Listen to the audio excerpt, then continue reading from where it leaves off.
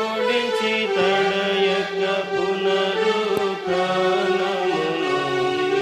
మూడవ దినమున మృత్యునోడించి తడయక పునరుత్థానమును నినసి యేసునే భజించు మనసా శ్రీ యేసునే భజించు.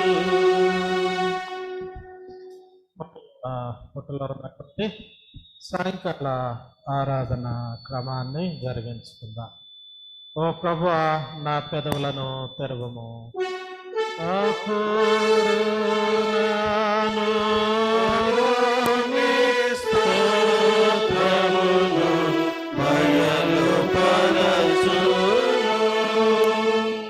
ఓ దేవా, నన్ను విడిపించుటకు త్వరగా రమ్ము.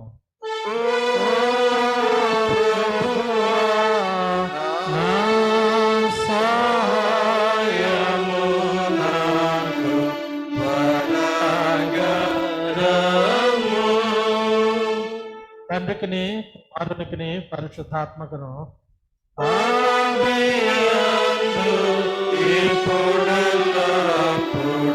యుగ యుగముల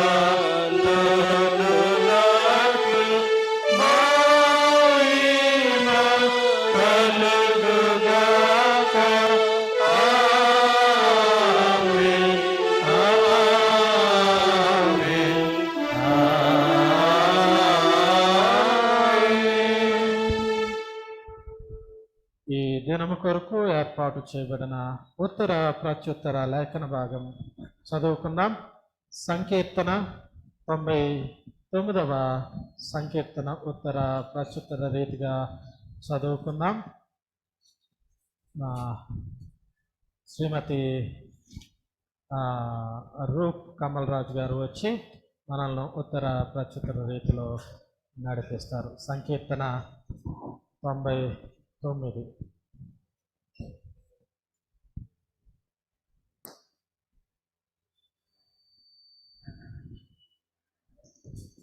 తొంభై 99వ కీర్తన ఉత్తర ప్రత్యుత్తరంగా చదువుకుంది.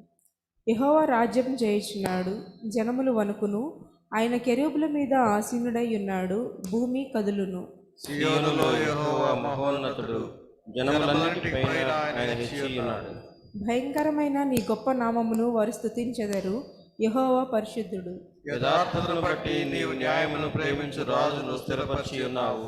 యాకోబు సంతతి మధ్య నీవు నీతి న్యాయములను జరిగించి ఉన్నావు. మన దేవుడైన యెహోవాను గణపరచుడి, ఆయన పాదపీఠం ఎదుట సాగిలపడుడి. ఆయన పరిశుద్ధుడు. ఆయన యాజకులలో మోషే అహరోనులు ఉండిరి. ఆయన నామమును బట్టి ప్రార్థించే వారిలో సమూయేలు ఉండెను. వారు యెహోవాకు మొర్రపెట్టగా ఆయన వారికి ఉత్తరమిచ్చెను. మేఘస్తంభంలో నుండి ఆయన వారితో మాట్లాడెను. వారు ఆయన శాసనములను అనుసరించిరి. ఆయన తమకిచ్చిన కట్టడను వారు అనుసరించిరి.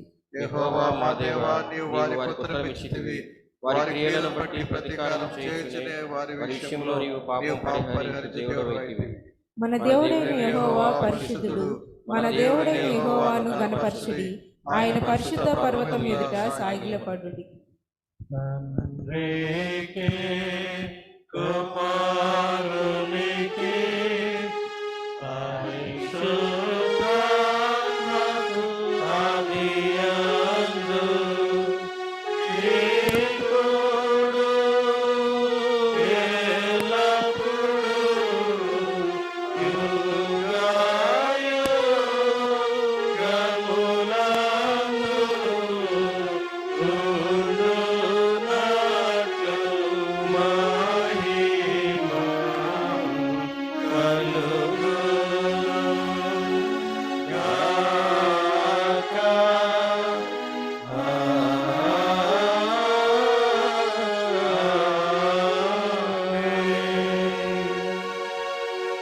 దయచేసి కూర్చునండి. ఏర్పాటు చేయబడిన వారు వచ్చి ఈ దినమునకు ఏర్పాటు చేయబడిన లేఖన భాగాలు చదివి వినిపించవలసిందిగా కోరుతున్నాను.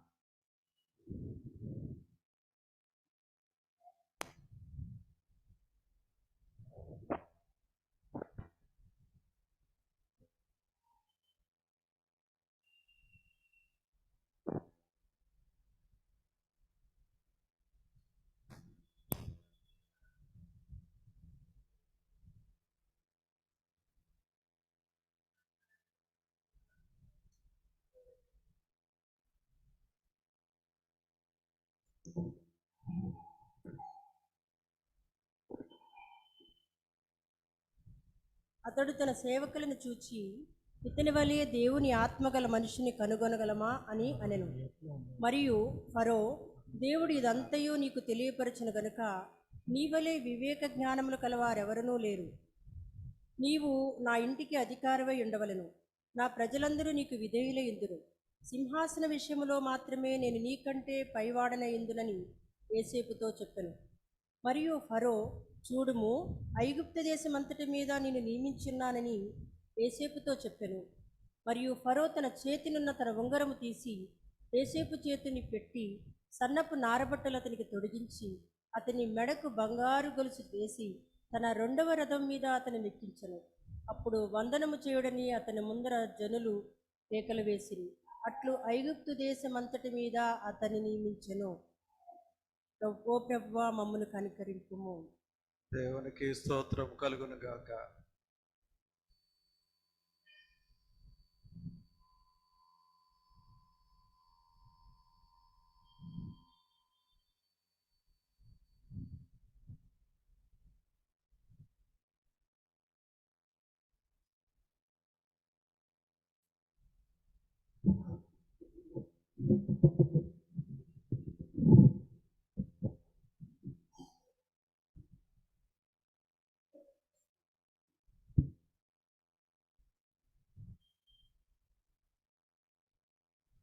ఈ దినమునకు ఏర్పాటు చేయబడిన సువార్త పాఠ్యభాగము మార్కు సువార్త 11వ అధ్యాయము 28వ వచనము నుండి 34వ వచనం వరకు. మార్కు సువార్త 11వ అధ్యాయము 28వ వచనము నుండి ప్రారంభము. నీవు ఏ అధికారం వలన ఈ కార్యములు చేయుచున్నావు? వీటిని చేయుటకు ఈ అధికారము నీకెవడిచ్చెనని అడిగిరి. అందుకు యేసు, నేనును మిమ్మును ఒక మాట అడిగెదను, నాకుత్తరమియ్యుడి. అప్పుడు నేను ఏ అధికారం వలన వీటిని చేయుచున్నానో అది మీతో చెప్పుదును. యోహాను ఇచ్చిన బాప్తిస్మము పరలోకము నుండి కలిగినదా, మనుషుల నుండి కలిగినదా? నాకు ఉత్తరమియ్యుడని చెప్పాను. అందుకు వారు, మనము పరలోకము నుండి కలిగినదని చెప్పిన ఎడల ఆయన, అలాగైతే మీరు ఎందుకు అతన్ని నమ్మలేదని అడుగును. మనుషుల వలన కలిగిదనని చెప్పుదమా అని తమలో తాము ఆలోచించుకొనిరు. కానీ అందరూ యోహాను నిజముగా ప్రవక్త అని ఎంచిరి కనుక ప్రజలకు భయపడి ఆ సంగతి మాకు తెలియదని యేసునకు ఉత్తరమిచ్చిరి. అందుకు యేసు, ఏ అధికారం వలన ఈ కార్యములు చేయుచున్నానో అదియు నేను మీతో చెప్పననెను. ఓ ప్రభువా, మమ్మను కనికరింపుము. దేవునికి స్తోత్రం కలుగును గాక.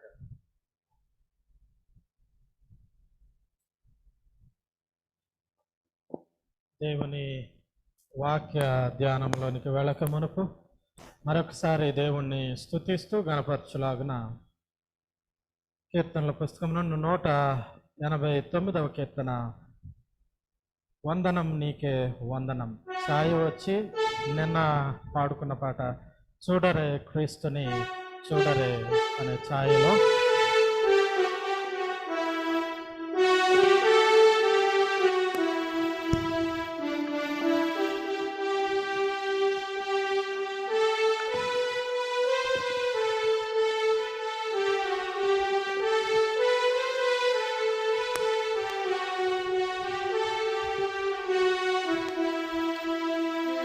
వందనం నీకే వందనం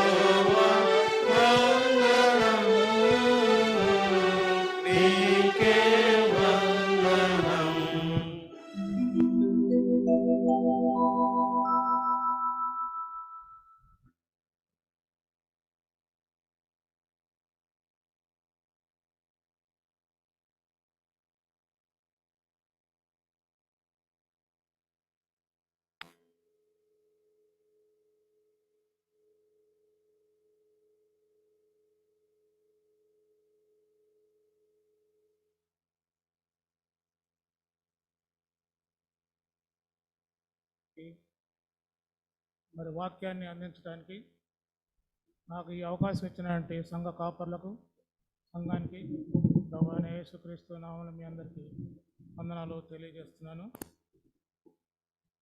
దేవుని పరిశుద్ధమైన వాక్యాన్ని శుద్ధమైన భాషలో ఉన్నది ఉన్నట్లుగా నేను నడిపించడానికి ప్రభువు సహాయం చేయాలని నిన్న ప్రార్థన చేసుకుందాం.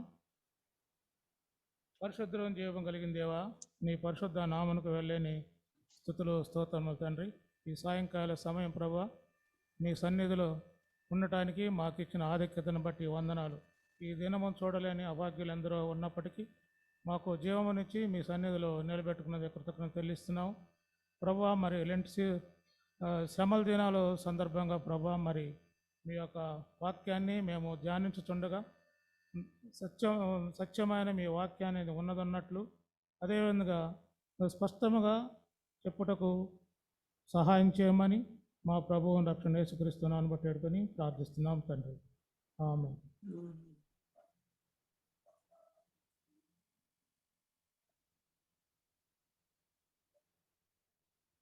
చదవబడినటువంటి పరిశుద్ధ గ్రంథం కీర్తనల నుండి, అదేవిధంగా ఆదికాండం 41వ అధ్యాయం నుంచి, మార్కు సువార్త 11వ అధ్యాయం నుంచి మరి చదివినటువంటి లేఖన భాగాలను బట్టి అందులో ఉన్న అంశములను మరి చదివి పరిశీలించినప్పుడు నా మట్టుకు నాకు అర్థమైంది. ఇందులో పరిశుద్ధత గురించి నేను తీసుకుని చెప్పాలని అనుకున్నాను. ఆ విధంగానే మరి ప్రిపేర్ అయి ఉన్నాను. దేవుని చిత్తంలో మీ అందరికీ అది నేను చెప్పడానికి నా ప్రభు అయిన యేసుక్రీస్తు నాకు సహాయం చేయాలని కోరుతున్నాను. మొదటిగా ఆదికాండం 40వ అధ్యాయం 38 నుంచి 43 వరకు చదివిన భాగంలో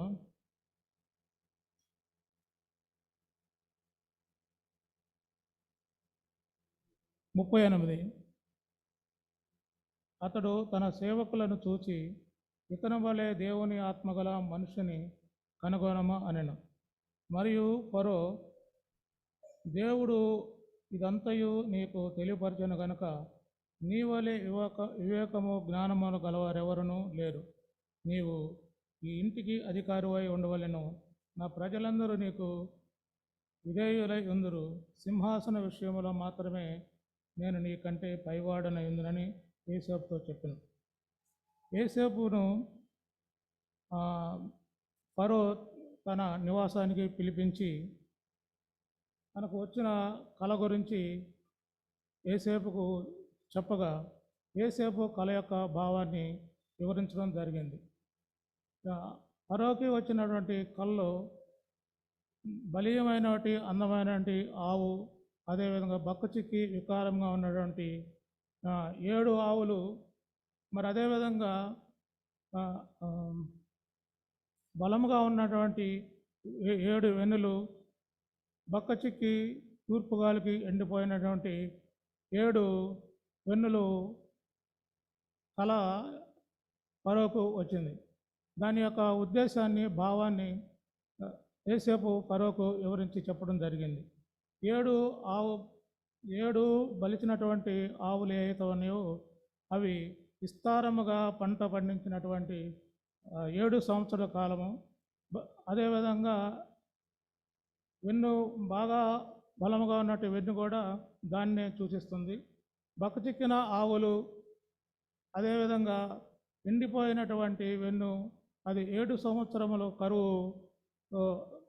కరువు సంవత్సరాలుగా చూపించినట్టుగా ఫరోకు యోసేపు వివరించడం జరిగింది.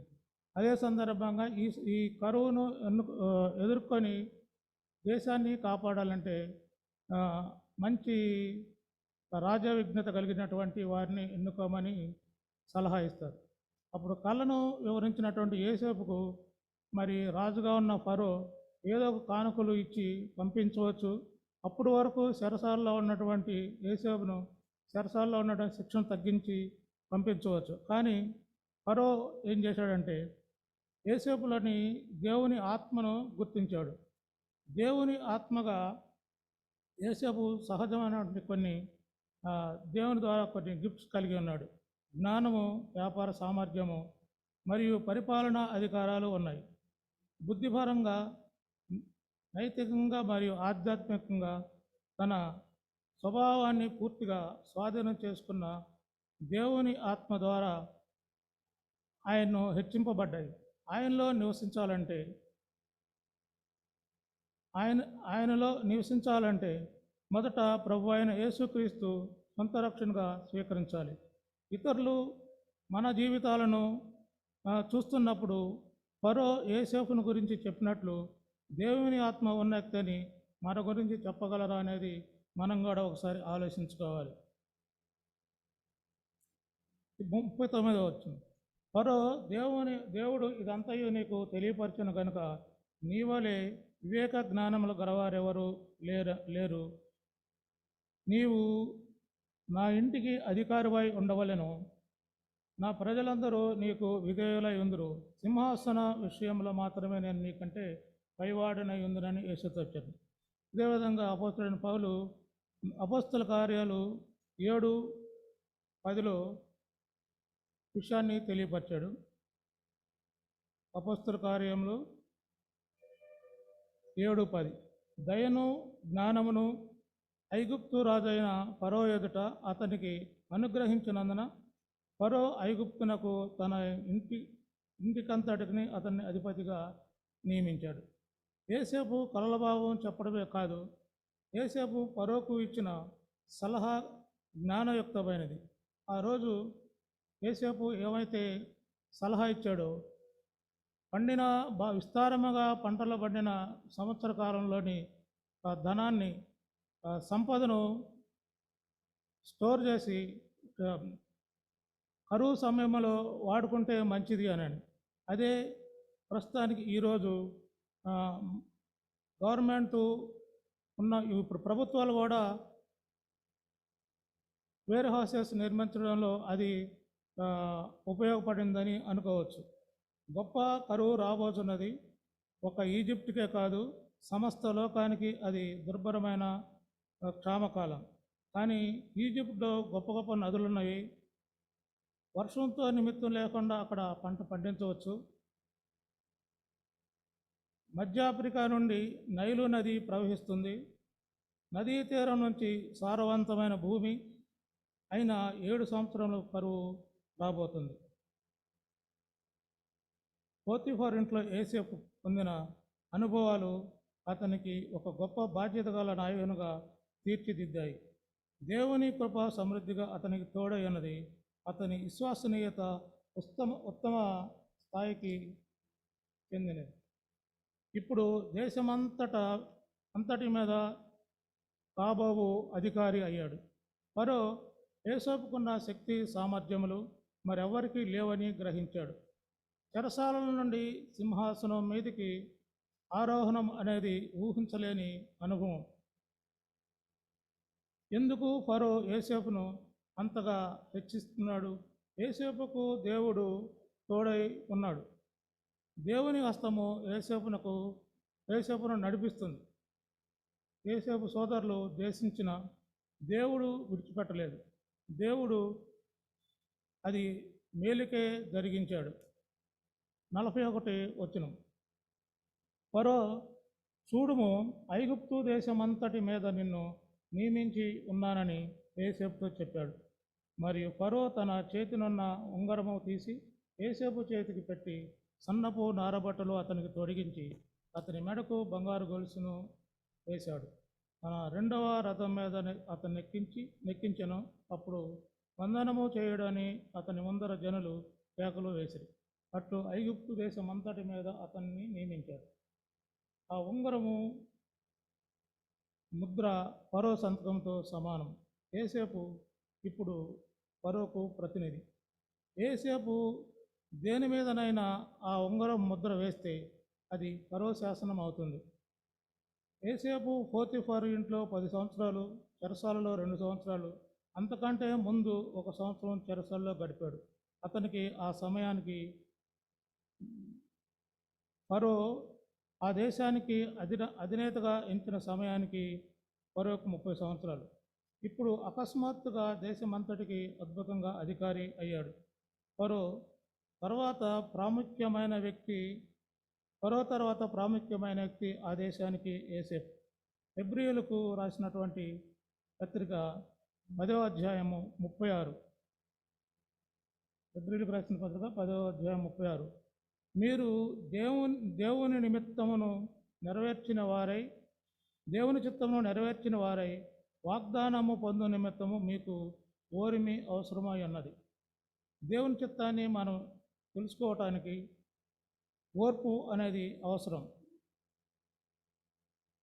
అన్నింటికి ఓర్చుకుంటూ పోతే ఏమి జరిగినా క్రీస్తులో నమ్మకాన్ని నిలుపుకుంటూ ఉండడమే ప్రతి విశ్వాసి చేయవలసిన పని. యేసేపు ఓర్పు, సహనం, వినయ విధేయత మరియు భక్తి విశ్వాసములు దేవుని యందు మెండుగా ఉన్నాయి. కనుకనే దేవుడు అంత ఉన్నతమైనటువంటి స్థితికి హెచ్చించాడు. బానిసత్వం నుండి పుత్రతత్వం వరకు, అంటే ఫరో యోసేపుకి ఏదైతే ఉంగరం అతని చేతి నుండి తీసి యోసేపుకు అలంకరించారో అది సహజంగా రాజు యొక్క పెద్ద కుమారునికి రాజరికంగా సంక్రమిస్తుంది. ఆ విధంగా యోసేపుకి అది పుత్రతత్వంకు వచ్చింది. రెండవది, చిరిగిన వస్త్రాల నుండి సన్నని నారపు వస్త్రం. ఇది అత్యున్నతమైన స్థితికి, శ్రేష్టమైన దానికి గుర్తు. బంగారపు గొలుసు, అతని మెడలో వేయబడిన బంగారపు గొలుసు దేన్ని సూచిస్తుందంటే సంఖ్యల నుండి ఆభరణాల వరకు. అదేవిధంగా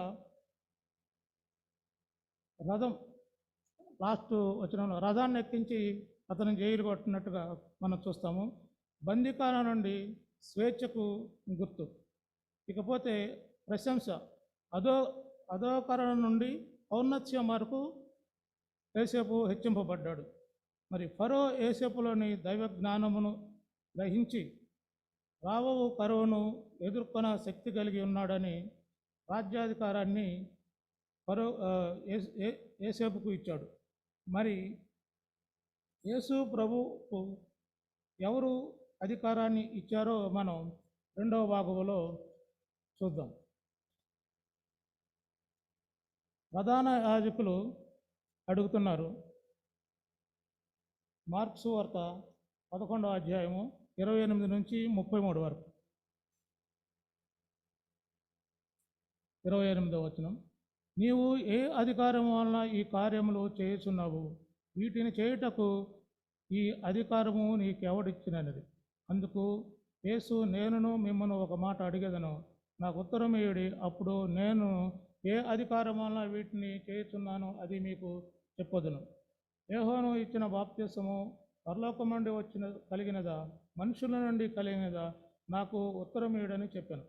అందుకు వారు, మనము పరలోకం నుండి కలిగినదని చెప్పిన యెడల ఆయన, అలాగైతే మీరు ఎందుకు అతన్ని నమ్మలేదని అడుగుదురు. మనుషుల వలన కలిగినదని చెప్పదుమా అని తమలో తాము ఆలోచించుకునేది. కానీ అందరూ యోహాను నిజముగా ప్రవక్త అని ఎంచిరి గనుక ప్రజలకు భయపడి ఆ సంగతి మాకు తెలియదని యేసునకు ఉత్తరం ఇచ్చిరి. అందుకు యేసు, ఏ అధికారం వలన ఈ కార్యంలో చేస్తున్నానో అది నేను మీతో చెప్పలేను.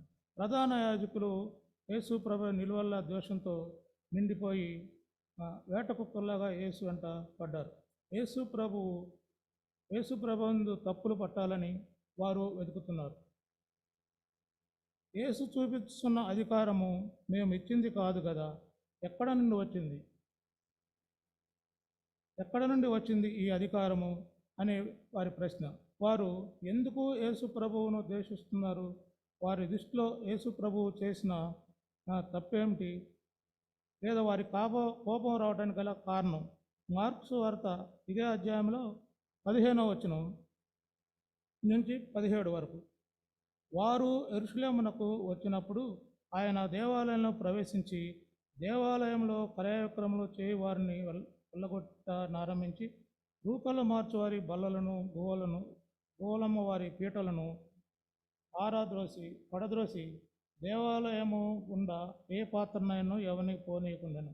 మరియు ఆయన బోధించుతూ, నా మందిరము సమస్తమైన అన్ని జనులకు ప్రార్థనా మందిరము అనబడును అని రాయబడలేదా? అయితే మీరు దానిని దొంగల గుహగా చేసితిరి అని.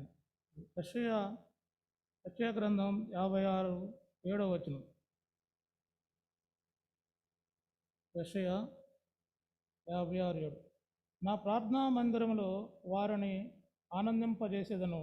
నా బలిపీఠ మీద వారు అర్పించు దహన బలులు నాకు అంగీకారములగును. నా మందిరము సమస్త జనులకు ప్రార్థనా మందిరము. దేవుడు పరిశుద్ధుడు. మన ఆలయాన్ని పరిశుద్ధంగా ఉంచాలనేది దేవుని యొక్క ఉద్దేశం. కీర్తన గ్రంథం 93:5. యెహోవా ఎన్నటన్నటికీ నీ పరిశుద్ధతయే నీ మందిరమునకు అనుకూలం. యెహోవా ఎన్నటన్నటికీ పరిశుద్ధతయే నీ మందిరమునకు అనుకూలం. దేవుని యొక్క మందిరము ఒకరోజు 2 రోజులు కాదు, ఎన్నటన్నటికీ పరిశుద్ధంగానే ఉండాలి. ఇర్మియా గ్రంథము 7:11.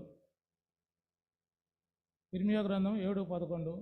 నాదని చాటబడిన ఈ మందిరము మీ దృష్టికి దొంగల గుహ అయినదా? ఆలోచించుడి. నేనే ఈ సంగతి కనుగొనుచున్నాను. ఇది యెహోవా వాక్కు. దేవాలయంలో కయాక్రాలు, రూకలు మార్చడం, గువ్వలు అమ్మకము, దేవాలయము ఒక దొంగల గృహగా మారింది. నాయకులకు ఒక మతం ఒక వాణిజ్య రంగం అయిపోయింది. దేవుని మందిరం వారి యొక్క అక్రమ వ్యాపారాలకి నిలవమైంది. అదే 18వ అధ్యాయం 18వ వచనం. శాస్త్రులను ప్రధాన యాజకులను ఆ మాట విని జనసమూహమంతయు ఆయన బోధకు బహుగా ఆశ్చర్యపడు చూసి ఆయనకు భయపడి ఆయన ఎలాగూ సంహరించదమా అని సమయము చూస్తుండే. ఈ యాజకులకు తమ పదవులు, అధికారము, ఘనత అంటే మక్కువ.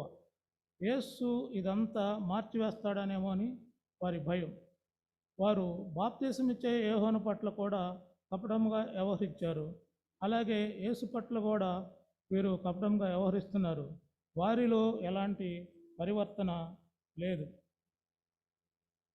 దేవుడు ఏమంటున్నాడంటే, మీరు విధేయులైతే నేను మీకు ఎన్నో సంగతులను నేర్పించడానికి సిద్ధంగా ఉన్నాను అంటున్నాడు. మార్కు 11వ అధ్యాయంలో యేసు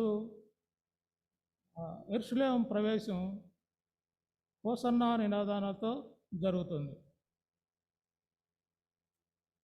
ప్రజల హృదయాలను ప్రవచనాల వైపు తిప్పాలనేది ప్రభువు యొక్క ఉద్దేశం. అందుకే ఇలా చేశాడు. కానీ వారు ప్రభువును అప్పుడు కూడా గుర్తించలేదు, తిరస్కరించారు. జకర్యా గ్రంథము 9:9లో ఒక ప్రవచనం ఉంది. సియోను నివాసులారా బహుగా సంతోషించుడి, యెరూషలేము నివాసులారా ఉల్లాసముగా ఉండుడి. నీ రాజు నీతిపరుడును రక్షణ గలవాడును దీనుడనై గాడిద పిల్ల ఎక్కి నీ వద్దకు వచ్చుతున్నాడు. ఈ యొక్క ప్రవచనాన్ని వారు కనుక దేవుని చిత్తంలో ఎదురు చూసి ఉంటే యెరూషలేము ప్రవేశంలో యేసుక్రీస్తు వచ్చినప్పుడు యేసు ప్రభువును వారు గుర్తించే అవకాశం ఉండేది. అదేవిధంగా యోహాను సువార్త 7:17లో ఎవడైనను ఆయన చిత్తం చొప్పున నిశ్చయించుకోనిలా ఆ బోధ దేవుని వలన కలిగినదో లేక నా అంతట నేనే బోధించుతానో వారు తెలుసుకుందరు. ప్రవచనాలను దృష్టిలో పెట్టుకుని ఉన్న పరిస్థితులను వారు గమనించినట్లయితే ఎవరు సత్యవంతులు, ఎవరు దేవుని బిడ్డల కారో అర్థమవుతుంది. ఈ ప్రధాన యాజకులకు అట్టి యోగ్యత లేదు. అంత ఆలోచించి తీసుకునే అంత యోగ్యత వారికి లేదు. అందుకే అలా వారు వంచన చేస్తున్నారు. యోహాను ఇచ్చిన బాప్తిసము పరలోకం నుండి కలిగినదా, మనుషుల నుండి కలిగినదా, నాకు ఉత్తరమేడని వారికి ఎదురు ప్రశ్న వేశాడు. దానికి వారు కంగారు పడి మనుషులను కలిగిదని చెబుతామా, తమలో తాము ఆలోచించుకునేది కానీ అందరూ యోహాను నిజముగా ప్రవక్త అని ఎంచిరి గనుక ప్రజలకు భయపడి ఆ సంగతి మాకు తెలియదని ఉత్తరమిచ్చారు. యోహాను బాప్తిసం పరలోకమునైతే యేసు ప్రభు కూడా నేను పరలోకం నుంచి అని చెప్తాడు. యోహాను ఇచ్చిన బాప్తిసం ప్రజలదైతే ప్రజలు యోహాన్ని ప్రవక్తగా నమ్మారు కాబట్టి వీళ్ళు తిరుగుబాటు చేస్తారనేది వారి భయం. యేసు వారి అభ్యంతరమును ఎరిగినవాడు గనుక, వారి అంతర్యమును ఎరిగినవాడు గనుక ప్రశ్నలు అడిగిన వారికి వారి మనస్తత్వాన్ని బట్టి ప్రభువు సమయోచితంగా జవాబు ఇచ్చాడు. వారు వేషధారులు. మనం కూడా ఎవరికైనా సువార్త ప్రకటించేటప్పుడు విపరీతంగా అడ్డమైన క్వశ్చన్స్ వేస్తారు. అలాంటప్పుడు మనం ఏం చేయాలంటే వారికి వాదన దిగకుండా సమయోచితంగా మనం తప్పించుకుంటే మంచిది, లేదంటే అనవసరమైన వాదనలు పెరుగుతాయి. యేసు ప్రభు తన అధికారాన్ని గురించి చెప్పదలుచుకున్నది ఇది. బాప్తిసం ఇచ్చే యోహాను అధికారము కానీ యేసు యొక్క అధికారము కానీ దేవుని నుండి వచ్చినవే. శాస్త్రులు, పరిసయ్యులు, ప్రధాన యాజకులు యేసును దేవుని కుమారుగా గుర్తించలేని మొండి వైఖరులు. బాప్తిసం ఇచ్చే యోహాను సాక్ష్యమును వీరు అంగీకరించలేదు. శాస్త్రులు, ప్రధాన యాజకుల యొక్క వైఖరిని, వారు వేషధారణ ధోరణి ప్రభువు తన ఉపమానాలలో ఎండగట్టారు. మత్తయి సువార్త 21:28. మత్తయి సువార్త 21:28 నుంచి 31 వరకు.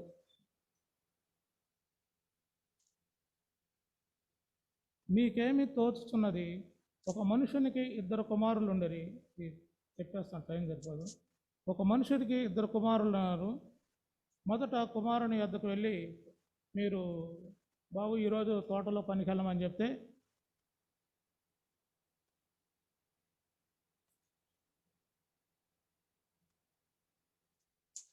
వాడు పోనని ఉత్తరం ఇచ్చాడు. తర్వాత రెండవ వాడి దగ్గరికి వచ్చి ఆ ప్రకారమే చెప్పగా వాడు పోదునని. ఇద్దరిలో తండ్రి ఇష్ట ప్రకారము చేసిన వాడు ఎవరని యేసు ప్రభు వాళ్ళని అడుగుతారు. అందుకు వాళ్ళు ఏం చెప్తారంటే మొదటి వాడే అనేది. అందుకు యేసు, సుంకరులను వేశ్యలను మీకంటే ముందుగా దేవుని రాజ్యంలో ప్రవేశించదురని మీతో నిశ్చయముగా చెప్తున్నాను. వారికి ఎవరు పరలోక రాజ్యంలో వెళ్తారో వారికి తెలుసు, కానీ వారు ఆ మార్గంలోకి వారు ప్రవేశించరు. వాళ్ళు వేషధారణలోనే ఉంటారు. ఈ చిన్న ఉదాహరణ యేసు యూదా మత నాయకులకు చెప్పాడు. దాని అర్థము స్పష్టముగా 18-19 వచనాల్లో ఉంది. మరి మార్కు సువార్త 13-14లోని అంజూరపు చెట్టు సంఘటనను అర్థం చేసుకోవడంలో కూడా ఇది తోడ్పడుతుంది. ఇందులో పెద్ద కొడుకు 32వ వచనంలోని సుంకరవాణి వేశ్యలను చూపిస్తున్నారు. వారు దేవుని సేవకుల్లాగా నటించలేదు. బహిరంగంగా ఆయనకు ఎదురు తిరిగి తమకు ఇష్టం వచ్చినట్లు చేశారు. కానీ తరువాత మనసు మార్చుకొని దేవుని ఇష్టం నెరవేర్చారు. చిన్న కొడుకు మత నాయకులు చూపిస్తున్నాడు. వారు దేవునికి లోబడమని చెప్పగా దేవునికి లోబడమని గొప్పగా చెప్పుకున్నారు, కానీ వాస్తవంగా అలా లోబడలేదు. తమ అంతరంగంలోని అవిధేయత, కపటము గురించి వారిప్పుడు పశ్చాత్తాపడలేదు. ప్రభువు అంటున్నారు, అయ్యో వేషధారులారా, పరిసయ్యులారా, మీకు శ్రమ. దీని ద్వారా మనము ఏమి నేర్చుకోవాలి? దేవుని ప్రార్థనా మందిరము పరిశుద్ధంగా ఉంచుకోవాలి. పరిసయ్యుల వలె వేషధారణతో ఉండకూడదు. అలాంటి వేషధారణను విడనాడాలి. అపొస్తల కార్యాలు 17వ అధ్యాయం 24వ వచనం. అపొస్తల కార్యాలు 17వ అధ్యాయం. జగత్తును అందలి సమస్తమును నిర్మించిన దేవుడు తానే. ఆకాశమునకు భూమికిని ప్రభువై ఉన్నందున హస్తకృతములైన ఆలయముల్లో నివసింపుడు. కొత్త నిబంధన సంఘాలు కట్టిన కట్టడాలు కాదు. ప్రతి విశ్వాసి దేహము ఆయన ఆలయం. అదేవిధంగా 1 కొరింథీయులకు రాసిన పత్రిక 3:16 కూడా ఉంది. మీరు దేవుని ఆలయమై ఉన్నారని, దేవుని ఆత్మ మీలో నివసించుచున్నాడని మీరు ఎరుగరా? దేవుని ఆరాధనకు స్తుతికి ప్రత్యేకించబడినది దేవునికి ఇప్పుడు భూమిపై ఉన్న ఆలయం విశ్వాసులు మాత్రమే. అది 1 కొరింథీయులకు రాసినటువంటి పత్రిక 6:19 కూడా అదే విషయాన్ని మనం చూస్తాం.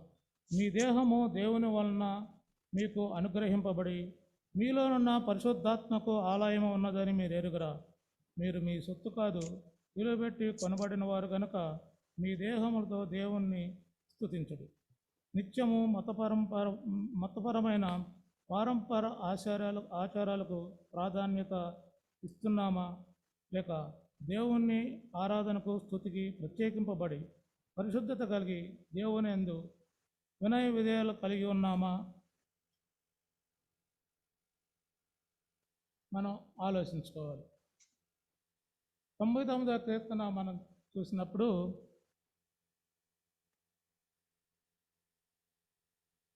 యెహోవా రాజ్యము చేయుచున్నాడు, జనములు వణుకును, ఆయన కెరూబుల మీద ఆసీనుడు అయ్యున్నాడు. భూమి మీద దేవుని పాలన. అయితే ఇందులో ప్రధానంగా చెప్పిన విషయం కీర్తనకారుడు దేవుణ్ణి పవిత్రతను 3 సార్లుగా పేర్కొన్నారు. 3వ వచనంలోను భయంకరమైన నీ గొప్ప నామము స్తుతించెదరు, యెహోవా పరిశుద్ధుడు. తర్వాత 5వ వచనం మన దేవుడైన యెహోవాను గణపరచుడి, ఆయన పాదపీఠము ఎదుట సాగిలపడుడి, ఆయన పరిశుద్ధుడు. ఇక్కడ పాదపీఠం అంటే దేవుని నిబంధన మందసం లేదా జెరూసలేములోని ఆలయం. అందుకే యేసు ప్రభు ఆ ఆలయాన్ని శుద్ధీకరించడం జరిగింది. యెహోవా మా దేవా, నీవు మాకు ఉత్తరమిచ్చితివి, వారి క్రియలను బట్టి ప్రతీకారము చేయించుకునే వారి విషయంలో నీవు పాపము పరిహరించు దేవుడు అయితివి. ఈ వచనాల్లో ఇంతకుముందు చెప్పిన ముగ్గురు అంటే మోషే, ఆరోను, సమూయేలు గురించి మనం ఈ 6వ వచనాల్లో చూస్తాము. ఈ ముగ్గురు యాజకులు పనిచేసిన వారే. అయితే ఆరోను ఒక్కడే ఇజ్రాయేల్ వారి ప్రముఖ యాజకుడు. కీర్తన రచయిత మనుషులందరికీ ఏ విధంగా దేవుణ్ణి ఆరాధించాలి ప్రోత్సహిస్తున్నాడో ఆ విధంగానే ఆ ముగ్గురు దేవుని ఆరాధించారు, మహింపరిచారు. ముగ్గురు కూడా దేవునికి ప్రార్థన చేసి జవాబు పొందిన వారి. ఇక్కడ 8వ వచనంలో వారి ముగ్గురితో పాటు ఇశ్రాయేలు జనాంగాన్ని మొత్తాన్ని గురించి యేసు ప్రభు చెప్తున్నాడు. దేవుడు వారిని క్షమించినప్పటికీ ఆయన వారిని శిక్షించాడు. శిక్ష అనేది క్షమాపణకు అనుగుణమైనది. నిత్యము మతపరమైనటువంటి పారంపర్య ఆచారాలకు ప్రాధాన్యత ఇస్తున్నామా? అయితే మనము పరిసర్యులు, సద్దూకయ్యులు, ప్రధాన యాజకుల్లాగా వేషధారులమా? లేదా దేవుని ఆరాధనకు స్తుతికి ప్రత్యేకింపబడి పరిశుద్ధత కలిగి దేవుని యందు వినయ విధేయతలు విశ్వాసము కలిగి ఉన్నాము? దేవుని ఆజ్ఞలను గైకొని ఉంటే ఆయన రాజ్య వారసులుగా అధికారము కలిగి ఉంటాము. ఇతరులు మన జీవితాలను చూచినప్పుడు ఫరో యోసేపు విషయంలో ఏ విధమైన సాక్ష్యం ఇచ్చాడో దేవుని పరిశుద్ధత కలిగి ఆయన సాక్షులుగా, ఆయన వెలుగులో ఆయన సత్యమును కలిగి ఉంటాము. అట్టి కృపను దేవుడు మనకు ఇవ్వాలని ప్రార్థిస్తున్నాం. చిన్న ప్రేయర్ చేస్తున్నాం. పరిశుద్ధుడు, జీవం కలిగిన దేవా, నీ పరిశుద్ధ నామమునకు వెళ్ళని స్తుతులు. ఈ రాత్రి సమయంలో ప్రభా నీ వాక్యాన్ని ఉపదేశించే అవకాశం నాకు ఇచ్చారు. అదేవిధంగా ప్రభా మరి ఉన్న సమయం కంటే ఎక్కువ తీసుకున్నందుకు క్షమించమని వేడుకొంచున్నాం. ప్రభా మరి ఇక్కడ కొద్దిసేపు కూడా నిలబడలేను, చెప్పలేను అనే ఆధైర్యము నా మనసులో ఉన్నప్పటికీ ప్రభా మరి పూర్తి సమయం తీసుకుని నేను బోధించినా చదివినా నేను ఇక్కడ నిలబడగలిగే నాకు ఆ ధైర్యాన్ని మీరు ఇచ్చి నిలబెట్టుకున్నందుకై మీ యొక్క వాక్యాన్ని ప్రతి ఒక్క హృదయంలో నింపి మా యొక్క మార్గాలను సరిచేసుకుని పరిశుద్ధాత్మతో కలిగి ఉండడానికి సహాయం చేయమని మా ప్రభువుని రక్షణ యేసుక్రీస్తునామమున బట్టి వేడుకొని ప్రార్థిస్తున్నాం తండ్రి. ఆమేన్. థ్యాంక్ యూ ప్రకాష్ రావు గారు. ఈ సమయంలో మరి సామ్రాజ్యం గారు వచ్చి ఒక ప్రత్యేకమైన పాట పాడి వినిపిస్తారు.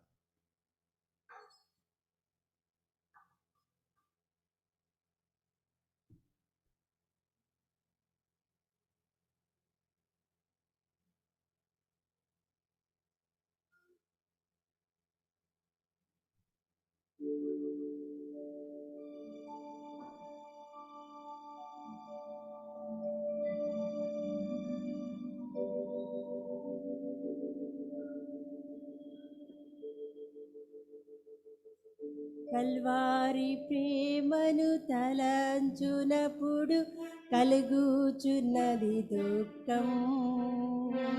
ప్రభువాని శ్రమలను ధ్యానించునప్పుడు పగులుచున్నది హృదయం. కల్వారి ప్రేమను తలంచునప్పుడు కలుగుచున్నది దుఃఖం. ప్రభువాని శ్రమలను ధ్యానించునప్పుడు పగులుచున్నది హృదయం. గెత్సేమనేయను తోటలో విలపించుచు ప్రార్థించు ధ్వని. గెత్సేమనేయను తోటలో విలపించుచు ప్రార్థించు ధ్వని. నలువైపులా వినబడుచున్నది, పగులుచున్నవి మా హృదయములు. మమ్మును నడిపించుము, మమ్మును నడిపించుము. కల్వారి ప్రేమను తలంచునప్పుడు కలుగుచున్నది దుఃఖం. ప్రభువాని శ్రమలను ధ్యానించునప్పుడు పగులుచున్నది హృదయం.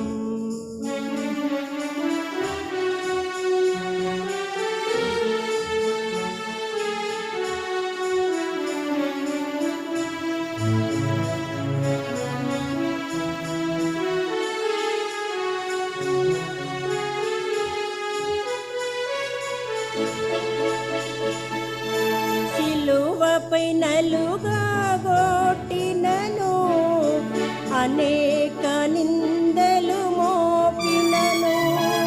సిలువపై నలుగా గొట్టినను, అనేక నిందలు మోపినను.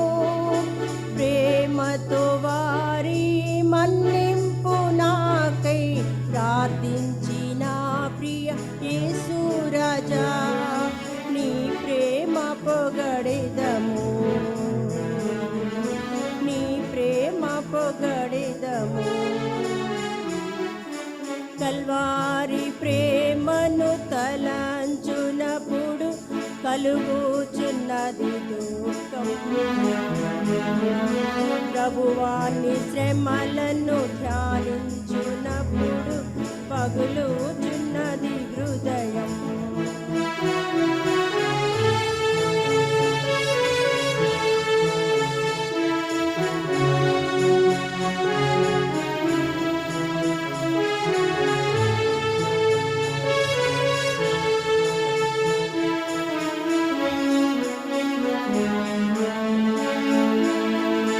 మమ్మును నీ వలె మార్చుటకు నీ జీవమును ఇచ్చితివి.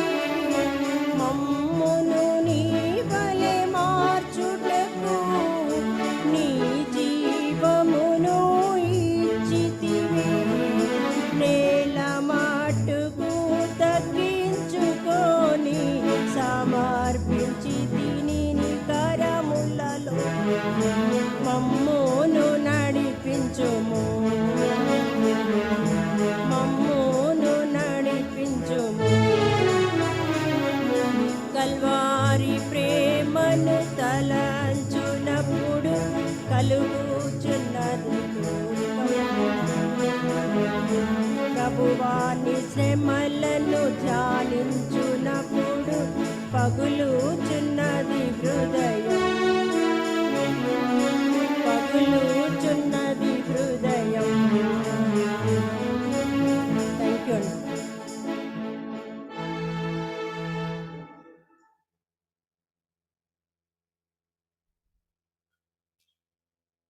దేవునికి స్తోత్రాలు. ఈ రాత్రికాల సమయంలో మరొక్క మారు దేవుని యొక్క మహాకృపను బట్టి శిలువ ధ్యానంలో కొన్ని నిమిషాలు మనం గడపడానికి దేవుడిచ్చిన ఈ ప్రత్యేకమైన దీవెన కొరకు త్రియేక దేవునికి వందనాలు చెల్లించుకుంటున్నాను. ఈ సమయంలో ప్రకాష్ రావు గారికి సంఘం తరఫున ప్రత్యేకమైన వందనాలు. మన సంఘంలో ప్రతి ఒక్కరూ దేవుని యొక్క వాక్య సత్యాలను ధ్యానించగలరని మరొక్క మారు మనము వారి ద్వారా తెలుసుకున్నాం. చాలాసార్లు క్రైస్తవ్యం ఈ దేశానికి ఏం చేసింది అనే ప్రశ్న లేవనెత్తు ఉంటారు. దానికి ఒక సమాధానం ఈ రాత్రికాల ధ్యానంలో మనం నేర్చుకున్నాం. వేర్ హౌసింగ్ కార్పొరేషన్ ఆ కొట్టాలు కట్టాలంటే అది బైబిల్లోంచే బయటికి వచ్చిందనే సత్యాన్ని మనం తెలుసుకున్నాం. క్రైస్తవ్యం ఈ దేశానికే కాదు, ప్రతి దేశానికి చాలా చేసింది, ప్రతి వ్యక్తికి చాలా చేసింది. కానీ మనం మర్చిపోతూ ఉంటాం, కావాలని మర్చిపోతూ ఉంటాం. కనుక క్రైస్తవ్యం ఏం చేసింది, ఏ దీవెనలు ఇచ్చింది, యేసయ్య మనకు ఏ దీవెనలు ఇచ్చాడనే సంగతి మన జీవితాల ద్వారా 10 మందికి చాటి చెప్పే ప్రయత్నం చేద్దాం. మరి అలాగే త్రియేక దేవుడు యోసేపుకి ఇచ్చిన ఆత్మను మనకు కూడా ఇచ్చాడు. ఆయన యోసేపు ఒక్కడికే ఇవ్వలేదు, ఆత్మను మనందరికీ పంచి ఇచ్చాడు ఆయన. సో ఆత్మతో మనం నిండిన వారిని సజీవ సాక్షులుగా మన జీవితాల్లో సాగిపోవాలన్నది నా ఆశ, మనందరి ప్రార్థన. మరొక మారు ప్రకాష్ రావు గారు మీకు వందనాలు. ప్రత్యేకమైన పాటతో మిమ్మల్ని బలపరిచిన సామ్రాజ్యం గారికి కూడా వందనాలు. మనం దేవుని యొక్క వాక్యాన్ని వివరించడం ఒక ఎత్తు, మన కుటుంబాల ద్వారా పాట పాడి దేవుణ్ణి గణపరచడం మరొక ఎత్తు. కనుక ప్రయత్నం చేద్దాం, వ్యక్తులుగా కుటుంబాలుగా దేవుని స్తోత్రించే ప్రయత్నం కూడా చేద్దాం. మరి మొహమాట పడవద్దు, సిగ్గుపడవద్దు. ప్రత్యేకమైన పాటలు పాడేవారు దయచేసి జ్ఞానదీప్ పాస్టర్ గారికి తెలియజేయండి. ఒకవేళ ముందుగా తెలియజేయలేకపోతే వచ్చిన వెంటనే ఆయనకి చెప్తే ఆయన దాన్ని మరి ఇరికించే ప్రయత్నం చేస్తారు. మీకు అందరికీ మరొక మారు వందనాలు. రేపటి దినాన్న శ్రీమతి విజయ వేలంగని ఆనంద్ గారు వారు ధ్యానం చేస్తారు. వారి కోసం మీ ప్రార్థనలో జ్ఞాపకం చేసుకోమని మరొక మారు మనం చేస్తాం. విజయ కొరకు, విజయ ఆనంద్ కొరకు దయచేసి ప్రార్థన చేయండి. ఆ బిడ్డ కూడా బలంగా దేవుని యొక్క వాక్యాన్ని మరి మనకు అందించేలాగైనా ఆ కుమార్తెని ప్రార్థనలో జ్ఞాపకం చేసుకోమని మీకు మనం చేస్తున్నాం. అలాగే మరి ఊహించిన రీతిగా ఈ సాయంకాలం డిన్నర్ ఫెలోషిప్కి ప్రకాష్ రావు దంపతులు మనల్ని అందరినీ ఆహ్వానించారు. మన వాట్సాప్ గ్రూప్లో వారు ఆ ఇన్విటేషన్ పెట్టారు. వారికి వందనాలు. ఆ ఫెలోషిప్లో మీరు పాల్గొవాలని వారి తరఫున నేను కూడా మిమ్మల్ని అందరినీ ఆహ్వానిస్తున్నాను. విజయ కొరకు ప్రార్థన చేయండి. Thank you so much. ఈ ఆరాధన ముగించుకున్నట్టుకు గాను మనమందరం కలిసి దేవుణ్ణి స్తుతించలాగున కీర్తన పుస్తకాల్లో 323 రావయ్య యేసునాథ మా రక్షణ మార్గము అనే కీర్తన పాడుకుంటూ ప్రార్థనలో ప్రవేశిద్దాం.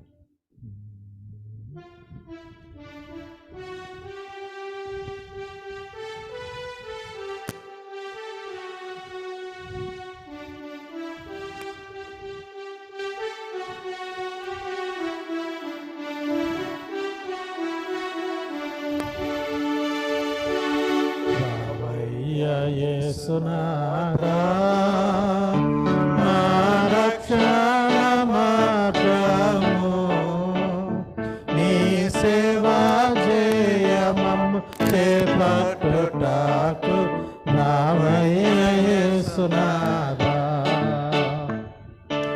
అద్దులేక మేము ఇలముద్రులమై ఉంటిమి మా కొద్ది బుద్ధులని విధి రక్షింపను రావయ్య యేసునాథా నిండు వేడుకతోను మమ్ము వెండు పడక చేసి మా గండంబులన్నీయు ఖండించుటకు రావయ్య యేసునాథా నేరాలేని పాపము మా పరమైన మోపు నీవు దూరముగా చేసి ధరించుటకు రావయ్య యేసునాథా పాపులమయ్య మేము పరమ తండ్రిని గానకను మా పాపములన్నీయు పారదొలుటకు రావయ్య యేసునాథా అందమైన నీరు పరమానందపురమందు మేమందరము చేరి ఆనందించుటకు రావయ్య యేసునాథా రావయ్య యేసునాథా నీ రక్షణ మార్గము నీ సేవా జయమము చేపట్టుటకు రావయ్య యేసునాథా ప్రార్థింతుము. సర్వశక్తిమంతుడవు సర్వోన్నతుడవు సర్వమునకు కారణభూతుడు అయిన మా ప్రియ పరలోకపు తండ్రి నీకు వందనాలు దేవా. ఈ మండల కాలంలోని 13వ దినపు ధ్యానమంతటిలో మీరు ఉండి మీ యొక్క ఆత్మ ద్వారా మీ దాసులను నింపి మాకు అందించిన వాక్యాన్ని బట్టి నీకు కృతజ్ఞతాస్తుతులు. నిజమే దేవా, మేము ఎక్కడ ఉన్నప్పటికీ నీవు హెచ్చించతలిచినప్పుడు ఆ హెచ్చును లేకపోతే ఆ ఉన్నతిని నీవు అనుగ్రహించగలవని యోసేపు జీవితం ద్వారా మీరు తెలియచేసి ఉన్నారు. అదే రీతి నాయన, లోకములో ఉన్నటువంటి మేము లోకానుసారమైనటువంటి రీతిలో నిన్ను శోధించకూడదు, కానీ దేవా నీ ఆత్మ ద్వారా నింపబడిన వారమై నీవు మాకు బోధించు సత్యములను తండ్రి ఆత్మతో సత్యముతో వాటిని స్వీకరించి వాటిని అంగీకరించేటువంటి హృదయము మాకు ఉండాలని మీరు తెలియచేసినందుకు వందనాలు ప్రభువా. నీవు మాట్లాడిన ప్రతి ఒక్క మాట తండ్రి మా హృదయంలో ఫలించున్నట్లు సహాయం చేయండి ఆయన. నీవు తప్ప ఫలింప చేయగలిగినటువంటి శక్తిమంతులు కానీ బలవంతులు కానీ లేరు యేసయ్య. మమ్మలను మేము నీ చేతులకు అప్పచెప్పుకుంటూ మీ దాసుని ద్వారా మీరు విత్తిన ఆ వాక్యమును నూరంతలు ఫలింప చేయమని బ్రతిమలాడుకుంటూ ఉన్నా. అదే రీతి యేసయ్య, రెడీమర్ కుటుంబముగా నిన్ను ఇలాగున ప్రతిదినము స్తుతించుటకు ఆరాధించుటకు అల్పులము ఎన్నికలేని మాకు తండ్రి నీ కృపను భాగ్యమును అనుగ్రహించి ఉన్నారు తండ్రి. దాన్ని బట్టి నీకు కృతజ్ఞతాస్తుతులు. క్షేమకరముగా ఈ నీ దేవాలయానికి నడిపించుకున్నటువంటి తండ్రి, తిరిగి వెళ్ళనయింటుండగా దేవా అటు నీ కృపనే అనుగ్రహించండి ప్రభువా. ఈ ప్రత్యేక సమయంలో తండ్రి అనారోగ్యముతో పట్టబడిన ప్రతి ఒక్క బిడ్డను జ్ఞాపకం చేసుకోండి దేవా. సాల్మన్ రాజు అంకుల్ని జ్ఞాపకం చేసుకొని స్వస్థపరుచు ఉన్నారు, మీకు వందనాలు. ప్రభుదాస్ గారిని జ్ఞాపకం చేసుకొని మీ కృపను అనుగ్రహించు ఉన్నారు, మీకు కృతజ్ఞతాస్తుతులు. చర్చిల్ శామ్ గారిని జ్ఞాపకం చేసుకుని తన ఒంటరితనంలో నేనున్నానని నీ బిడ్డతో మాట్లాడొచ్చు ఉన్నందుకు నీకు కృతజ్ఞతాస్తుతులు. అదే రీతి దేవా, మరి వృద్ధాప్యంలో ఉన్నటువంటి మా సంఘంలో ఉన్న ప్రతి ఒక్క బిడ్డను జ్ఞాపకం చేసుకోండి. మరి శ్రేష్టంగా రవీంద్రనాథ్ అంకుల్ని జ్ఞాపకం చేసుకోండి. ఆ బిడ్డ ద్వారా తండ్రి నీవు మహిమను ఘనతను పొందుకుంటూ ఉన్నాం దేవా. చక్కని స్వరమును బిడ్డకు అనుగ్రహించి ఉన్నారు. మ్యూజిక్ ప్లే చేయటానికి, ఇన్స్ట్రుమెంట్ ప్లే చేయటానికి తండ్రి మంచి జ్ఞానమును అనుగ్రహించి ఉన్నారు. ప్రభువా, ఉన్న పరిస్థితులను బట్టి ఇక్కడ మా మధ్యకు వచ్చి ఆరాధింపలేకపోయినప్పటికీ ఆన్లైన్లో కలవటానికి మీరు కృపలను అనుగ్రహిస్తూ ఉన్నారు. మీకు వందనాలు. మేము ఆ సంఘపు యవనస్తులను జ్ఞాపకం చేసుకోండి దేవ. బిడ్డలకు అవసరమైన ప్రతి ఈవిని అనుగ్రహించండి ప్రభువా. ఏవేవి తండ్రి బిడ్డలకు కొదువుగా ఉన్నవో వాటిని అన్నింటినీ అనుగ్రహించి మరి శ్రేష్టంగా పరిశుద్ధాత్మతో బిడ్డలను నింపి నడిపించండి. అదే రీతి ప్రభువా, ఈ మా సంఘమునకు తండ్రి వెన్నెముకగా నీవు ఉంచినటువంటి విమన్ సమాజం అంతటిని బట్టి నీకు వందనాలు. వారు చేయించిన ప్రతి ప్రార్థనను బట్టి నీకు కృతజ్ఞతాస్తుతులు. సంఘపరముగా, కుటుంబముల పరముగా, అనేకుల యొక్క అవసరతల పరముగా తండ్రి అనుదినము తండ్రి వారు చేయించున్న ప్రార్థనను బట్టి నీకు కృతజ్ఞతాస్తుతులు. అదేవిధముగా తండ్రి నీ నారుమడిలో ఎదుగుటకు సండే స్కూల్లో ఉన్నటువంటి ప్రతి ఒక్క బిడ్డను జ్ఞాపకం చేసుకోండి. నడిపించుచు ఉన్నటువంటి టీచర్స్ ఎవరిని మీ ఆత్మతో నింపి బిడ్డలను తండ్రి నీ యొక్క కృపలో నడిపించుటకు దేవా సహాయం చేసి నడిపించండి. అదే రీతి దేవా మా ప్రియ బిడ్డలు విదేశాలలో ఉన్న ప్రతి ఒక్క బిడ్డను జ్ఞాపకం చేసుకోండి. దీన్ దయాళ్ అన్న కుమారుని బట్టి, ప్రభాదే విధముగా నిరీక్షణ అన్న కుమారుని బట్టి దేవా, మరి మృణాలని బట్టి, ఇంకా ఎవరెవరైతే తండ్రి విదేశాలలో ఉండి ఉన్నారో ఆ ప్రతి ఒక్క బిడ్డను జ్ఞాపకం చేసుకోండి. వారికి అక్కడ మీ కృపను సంరక్షణను అనుగ్రహించండి. అదే రీతి దేవా, ఈ దినాన్న తండ్రి అవ్వా నీ సన్నిధిలో నిలవబడి నీ వాక్యాన్ని అందించినటువంటి ప్రకాష్ రావు గారి కుటుంబాన్ని, దంపతులు ఇరువురిని దీవించండి. ఇచ్చిన కుమారుని బట్టి, కుమార్తెను బట్టి నీకు వందనాలు. వారు తండ్రిని యొక్క కృపను పొందుకొని ప్రభా మరి మంచి పరిస్థితుల్లో ఉండటానికి కృపలను అనుగ్రహించి ఉన్నారు. ప్రభా బిడ్డల వివాహముల విషయంలో తల్లిదండ్రులు చేయించున్న ప్రార్థనలు మీరు ఎరిగి ఉన్నారు. వాటిలో మీరు తోడై ఉండి కృపను అనుగ్రహించండి. ప్రభువా, బిడ్డల తండ్రి సంఘమును ప్రేమించి ఏర్పాటు చేసినటువంటి సమస్తమును బట్టి నీకు కృతజ్ఞతలు చెల్లిస్తూ ఉన్నాం తండ్రి. ఆ ప్రేమను సంఘం ఎడల బిడ్డలకు మీరు అనుగ్రహించినందుకు నీకు కృతజ్ఞతాస్తుతులు. ఇదిగో దేవా నాయన, ఈ ఆరాధన ముగించుకుని తండ్రి మేము మా గృహములకు వెళ్ళనాయంటుండగా మీ కృపా సహాయములను అనుగ్రహించండి.